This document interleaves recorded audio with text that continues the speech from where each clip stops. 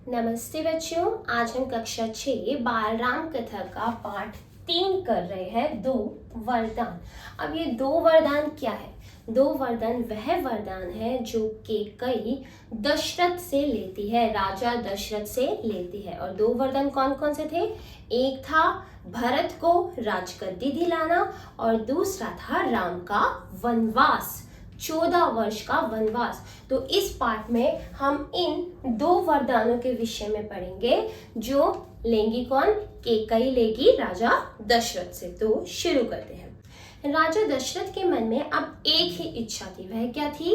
राम का राज्याभिषेक। अब राजा दशरथ चाहते थे कि राम का राज्याभिषेक किया जाए, अर्थात राम को युवराज बनाया जाए। इसलिए अयोध्या लौटे। कहाँ से अयोध्या लौटे? मिथिला से।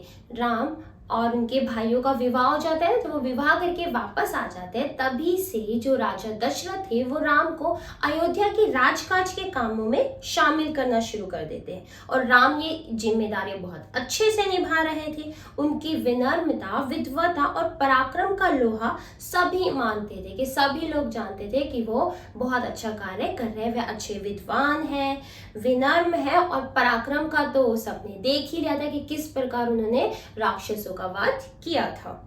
प्रजा उनको चाहती थी। प्रजा का हर प्राणी राम को पसंद करता था। सभी चाहते थे कि राम को युवराज बनाया जाए और वही अगला राजा बने। दशरथ के लिए तो वह प्राणों से प्यारा था। अब एक तो ज्येष्ठ पुत्र, ज्येष्ठ मीन्स बड़ा बेटा था, तो दशरथ के लिए क्या था? प्राणों से प्यारा। दरबार में राम का सम्मान निरंतर बढ़ता जा रहा था। लोग लगातार राम का सम्मान किए जा रहे थे। उसके सम्मान में निरंतर बढ़ोतरी होती जा रही थी। राजा दशरथ वृद्ध हो चले थे। अब जो राजा दशरथ थे क्या हो गए थे? वृद्ध हो रहे थे।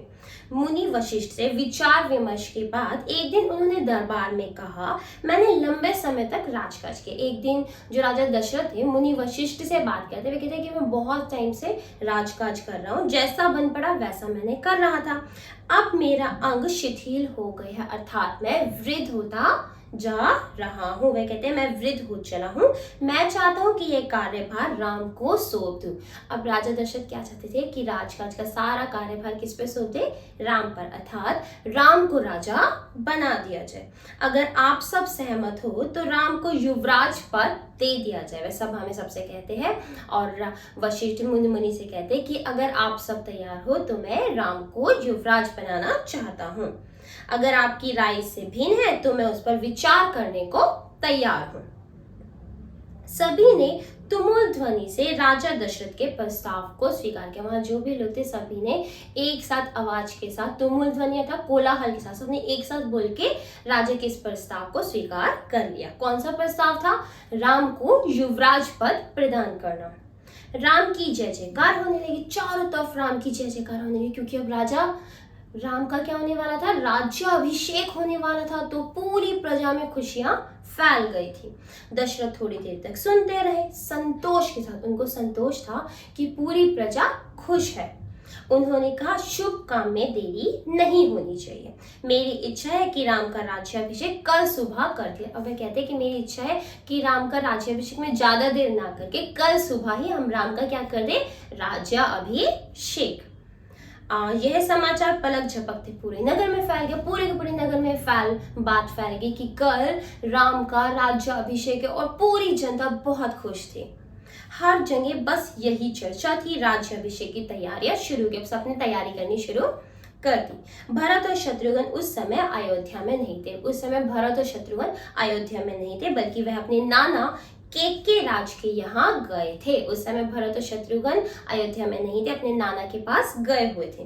भरत जब भी अयोध्या लौटने की बात करते, नाना उन्हें रोक लेते, नाना उन्हें वापस नहीं आने देते। अब नाना का प्यार था। भरत को अयोध्या की घटनाओं की सूचना नहीं थी। अब अयोध्या में क्या चल रहा है भरत को कुछ भी नहीं पता था। उन्हें अपने पिता के निर्णय के संबंध में भी नहीं पता था। उन्हें यह भी नहीं पता कि पिता ने राम को युवराज बनाने का निर्णय लिया है। यह जानकारी भी नहीं थी कि अगले दिन राम का राज्याभिषेक होने वाला है। कैकेयी से एक दिन में भरत और शत्रुघ्न का आना संभव भी नहीं था। वे एक दिन में वापस भी नहीं आ सकते थे। राजा दशरथ ने इस संबंध में राम से चर्चा की। राजा दशरथ ने इस संबंध में राम से चर्चा की, कहा कि भरत यहाँ नहीं है, पर मैं चाहता हूँ कि राज्याभिषेक का कार्यक्रम ना रोका जाए। अब जो राजा दशरथ है वह राम जी से कहते हैं कि भरत तो यहाँ पे नहीं है, तुम्हारे भाई यहाँ पर नहीं है, लेकिन मैं चाहता हूँ कि काम ना रोका जाए, ये राज्याभिषेक का कार्य हम कल ही कर लें। उन्होंने राम से कहा, जनता ने तुम्हें अपना राजा चुना है। वह राम से कहते हैं कि जनता ने तुम्हें चुना है, मैंने नहीं, जनता ने। तुम राज्य धर्म का पालन करो, तुम्हारा ये धर्म बनता है कि तुम इसका पालन करो। कुल की मर्यादा की रक्षा अब तुम्हारे हाथ में है। राज्याभिषेक की तैयारी रानी केकई की दासी ने भी सुनी। अब रानी केकई की एक दासी थी, कौन सी थी बच्चों, जल्दी बताओ, जल्दी से कमेंट बॉक्स में रानी केकई की दासी का नाम बताओ, बहुत पॉपुलर है, सबको पता होना चाहिए। तो उसका नाम था मंथरा। क्या नाम था, मंथरा। शुरू में उसे इस चहल पहल का कारण समझ में नहीं है। शुरू में मंथरा को पता नहीं था कि क्यों चारों तरफ तैयारियां चल रही है, चक्कर क्या है, क्या हो रहा है। उसने इसे कोई अन्य अनुष्ठान समझा। उसने सोचा कोई अनुष्ठान वगैरह होने वाला होगा, जो इतनी रौनक है, इतनी सजावटें हो रही है, ऐसा कुछ उसने अन्य अनुष्ठानों में नहीं देखा था। उसे अचंभा हो कि इतनी तैयारी किस बात की चल रही है, ऐसा क्या है हमारे राज्य में। फिर उसने रानी कौशल्या की दासी से पूछा। वह रानी कौशल्या की दासी से पूछती, भाई क्या हो रहा है यहाँ पे, इतनी ज्यादा तैयारियां आज तक तो देखी नहीं मैंने, है ना। उसे तब पता चला कि कल राम का राज्याभिषेक होने वाला है, यह उत्सव उसी के लिए है। तब उसे ये बात पता चलती है किसकी, कौशल्या की दासी से। मंथरा जल भून गई, मंथरा तो बिल्कुल जल भून गई, चिढ़ गई बुरी तरीके से। राम का राज्याभिषेक उसे षड्यंत्र लगा, उसे लगा ये षड्यंत्र है केकई के विरुद्ध, रानी केकई के विरुद्ध। अब मंथरा किसकी दासी थी, रानी केकई की। उसे सिर्फ रानी केकई का ही भला सोचती, वह सोचती रानी केकई का ही अच्छा होता है, उसके बारे में अच्छा सोचती थी। अब जब उसे पता चलता है कि राम का राज्याभिषेक, तो उसे लगता है कि रानी केकई के विरुद्ध ये तो षड्यंत्र हो रहा है। राम राजा बन गया तो केकई का क्या होगा, भरत का क्या होगा, हजार चीजें उसके दिमाग में घूम रही थी। यह केकई की दासी थी और बचपन से केकई की दासी थी। केकई का हित उसके लिए सर्वोपरि था, सर्वोपरि में सबसे ऊपर। मंथरा उसे अपना हित मानती थी, मंथरा उसको अपना हित मानती थी। वह केकई की मुंह लगी थी, मुंह लगी में सर चढ़ी जो अपनी चलाने वाली हो, ठीक है, ऐसी दासी थी। रानी केकई भी उसे बहुत मानती थी। क्रोध में आग बबूला मंथरा रनिवास की ओर भागी। रनिवास कहाँ पे, जहाँ पे केकई का महल था, ठीक है, वहां पर पहुंची। सीधे केकई के कक्ष में। वह हाफ रही थी, भागती भागती गई थी तो वह हाफ रही थी। क्रोध से चेहरा लाल था उसका, भागने के कारण सांस उखड़ रही थी। उसने रानी केकई को सोते हुए देखा। उसने देखा कि रानी केकई तो आराम से सो रही है।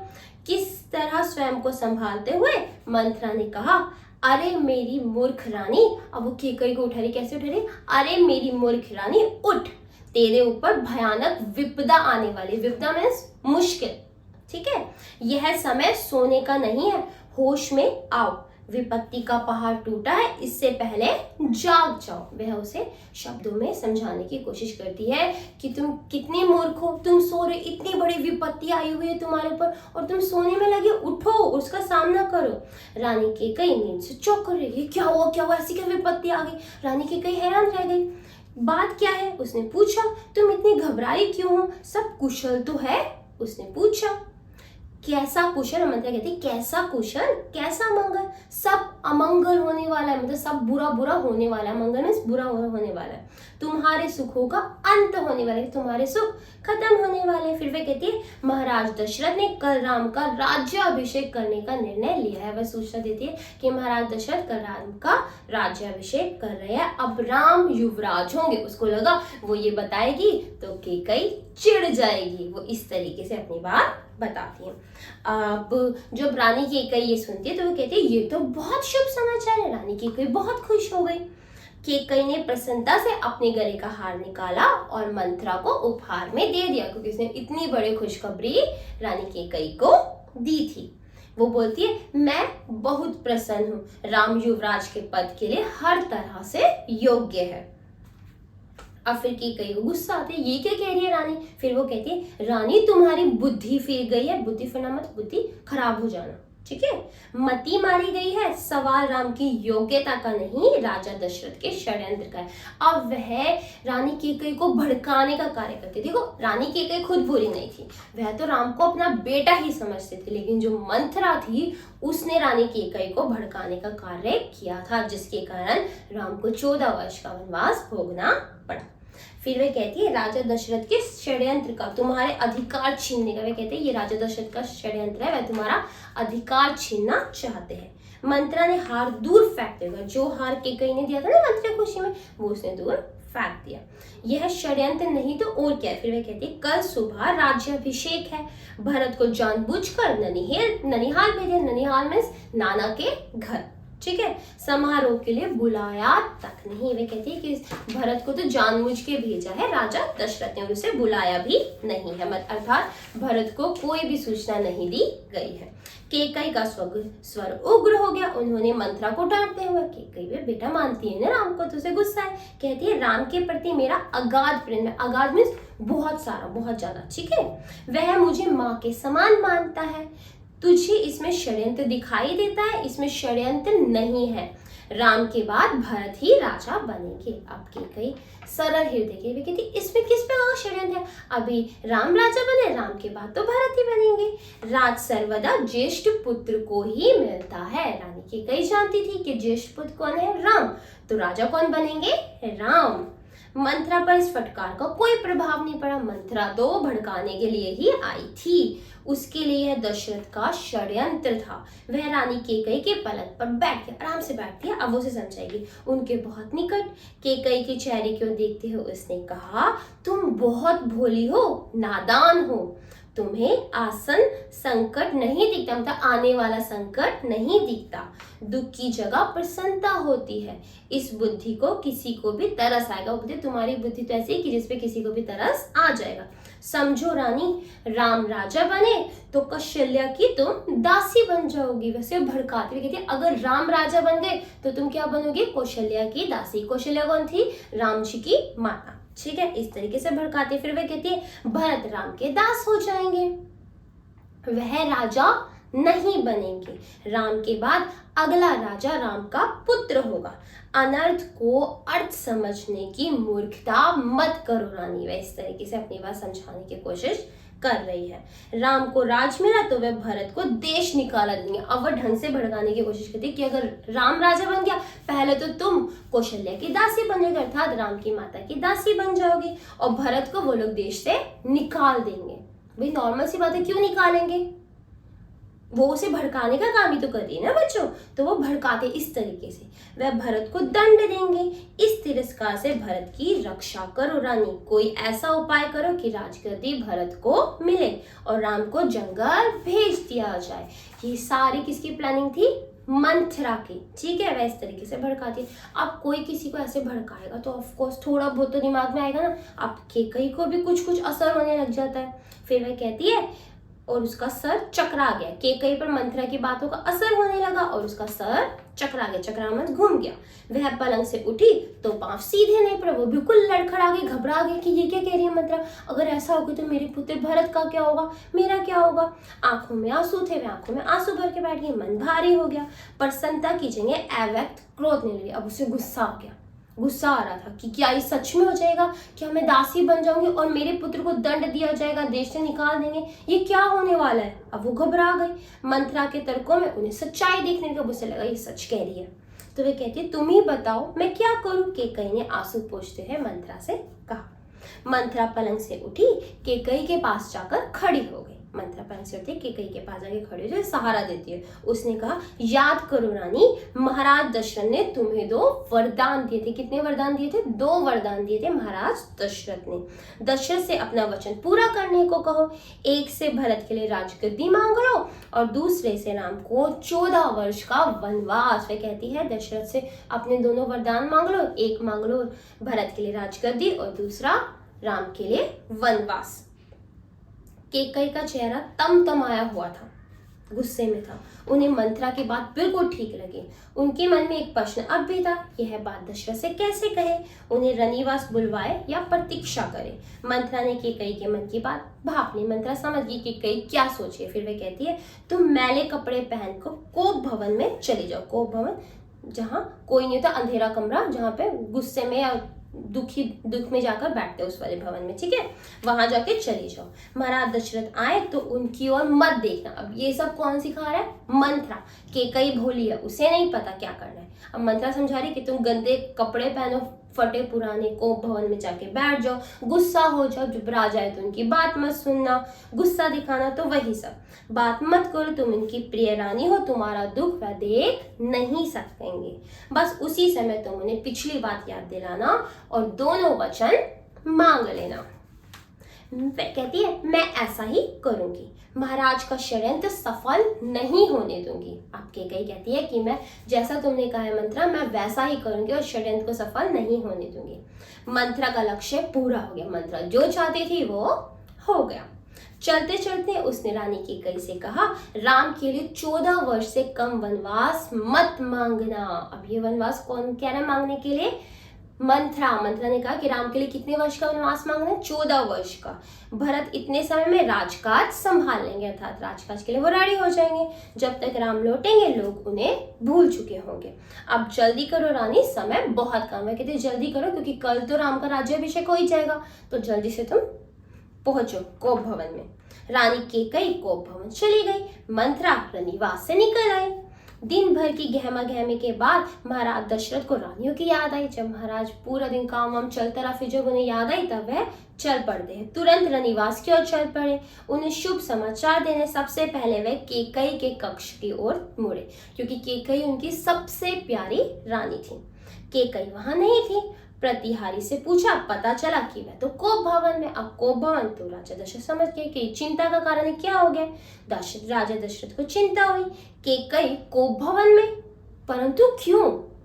क्या इसलिए कि उन्हें अब तक सूचना नहीं मिली? उन्हें लगा शायद इसलिए कि अभी तक हमने राम के राज्याभिषेक की बात नहीं बनाई, इसलिए वह गुस्सा होकर कोप भवन में बैठी है। मैं उसे अवश्य मना लूंगा, राजा दशरथ ने सोचा।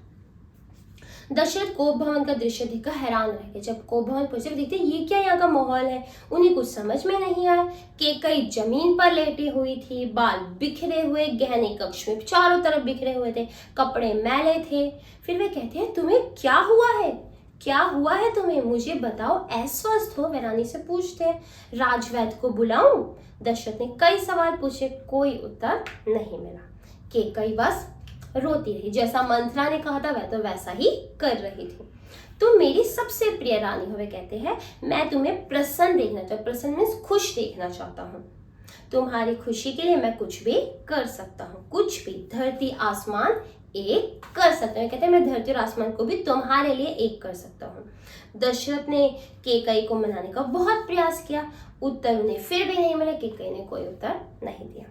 दशरथ भी भूमि पर बैठ गए, विनती करते रहे। वे कहती है, हाँ मैं बीमार हूँ। केकई ने कहा, मैं अपनी बीमारी के संबंध में आपको बताऊंगी, लेकिन पहले आप एक वचन दें कि मैं जो मांगूंगी उसे पूरा करेंगे। वे सबसे पहले क्या करती, चालाकी चलती, बोलती, सोचती है अगर मैंने पहले इन्हें अपनी वचन के बारे में बता दिया तो ये कभी भी पूरा नहीं करेंगे। तो वो कहते हैं, पहले आप मुझे वचन दें कि मैं आपसे जो भी मांगूंगी वो आप मुझे जरूर देंगे। उन्हें बातों में फंसाया जा रहा है। किसे? राजा दशरथ को। राजा ने तत्काल हाँ में भर दी। राजा तो प्रेम में थे, उसने तो गलती से भी नहीं सोचा था कि ये इतना भी गलत सोच सकती है राम के विषय में, तो उन्होंने वचन दे दिया। वे कहते हैं, हाँ मैं राम की सौगंध खाकर कहता हूँ तुम्हारी हर इच्छा पूरी करूंगा। किसकी सौगंध है? कसम भी खाई तो राम के, क्योंकि वह उन्हें सबसे प्रिय था। महाराज दशरथ ने राम की सौगंध ली तो केकई उठकर बैठ गया। केकई समझ गई अब राम की कसम खाई है तो पलट तो सकते नहीं है, वह जल्दी से बैठ जाती है। आप मुझे वह दोनों वरदान दीजिए जिसका संकल्प आपने वर्षों पहले रणभूमि में लिया था। वर्षों पहले रणभूमि में दशरथ ने केकई को कहा था कि मैं तुम्हारे 2 वरदान जिंदगी में जब भी तुम मांगोगे मैं तुम्हारे पूरे करूंगा, ठीक है। तो वो वाले वरदान वह उन्हें याद दिलाती है। महाराज दशरथ ने हामी भरी। कल सुबह राज्याभिषेक भरत का हो, राम का नहीं। केकई ने अपनी पहला वचन मांग लिया। क्या था? कल सुबह राज्याभिषेक भरत का हो, राम का नहीं। केकई ने कहा। दशरथ भौचक रह गए, भौचक मत हैरान, ये क्या हुआ। उन पर वज्रपात सा हुआ। थोड़ा रुक कर केकई बोली, राम को 14 वर्ष का वनवास हो, राम को 14 साल के लिए वनवास भेज दिया जाए था, जंगलों में भेज दिया जाए। दशरथ का चेहरा सफेद पड़ गया। अब उनको कुछ समझ ही नहीं आ रहा था ये क्या हुआ, क्या मांग लिया ये इसने, और उन्होंने गलती से राम की कसम भी खा ली। वो हैरान रह गए, अवाक रह गए, सिर चकराने लगा, वह मूर्छित होकर गिर पड़े। मूर्छित मीन्स बेहोश होकर गिर पड़े। कुछ देर में राजा को होश आया, केकई की ओर देखा, बड़े कातर भाव से बोले, यह तुम क्या कह रही हो, मुझे विश्वास नहीं होता कि मैंने सही सुना है। वो कहते हैं मुझे तो सच में विश्वास नहीं हो रहा कि तुम ये क्या मांग रहे हो, ऐसा तुम कैसे मांग सकती हो। केकई अड़ी रही, दशरथ केकई की मांग को अस्वीकार करते रहे, अनर्थ पता बनाते रहे। तब केकई ने अंतिम हथियार चलाया। उसने कहा, अपने वचन से पीछे हटना रघुकुल का अनादर है। आप रघु के वंशज हो और रघुकुल की नीति क्या थी, प्राण जाए पर वचन ना जाए। वे कहते हैं आप अपने वचन से पीछे नहीं हट सकते, आप चाहें तो ऐसा कर सकते हैं, पर तब आप दुनिया को मुंह दिखाने योग्य नहीं रहेंगे। रही बात मेरी, आप वरदान नहीं देंगे तो मैं विष पीकर आत्महत्या करूंगी। वे कहती है मैं तो आत्महत्या करूंगी, मर जाऊंगी, और यह कलंक भी आपके माथे होगा। राजा दशरथ यह सुन नहीं सके, दोबारा बेहोश हो गया, वहीं पे दोबारा बेहोश हो गए। रात भर बेसुध पड़े रहे, बीच बीच में होश आता, वह केकई को समझाते, जब उन्हें होश आता केकई को समझाने की कोशिश करते, उसके सामने गिड़गिड़ाते, धमकाते, डराते, मतलब हर चीज यूज करते किसी तरीके से तो मान जाए। पर केकई टस से मस नहीं होती। टस से मस ना होता अपनी बात से ना हटना। सारी रात इसी तरह बीत गई। तो बच्चों इस पाठ में इतना ही था, जहाँ केकई राजा दशरथ से अपने 2 वचन मांग रहे थे। कौन कौन से, एक तो भरत का राज्याभिषेक और दूसरा राम को 14 वर्ष का वनवास। और पूरी रात इसी में बहस चलती रहती है। राजा दशरथ बार बार बेहोश होते हैं, होश में आते, समझाने की कोशिश करते हैं, फिर बेहोश होते हैं, मतलब इसी तरह पूरी रात कट गई। तो बच्चों ये थे हमारा पाठ की व्याख्या। अगर आपको कोई भी डाउट हो आप कमेंट बॉक्स में पूछ सकते हैं। अब अगर वीडियो पसंद है तो जल्दी से वीडियो को लाइक कीजिए और चैनल को सब्सक्राइब। अभी के लिए धन्यवाद।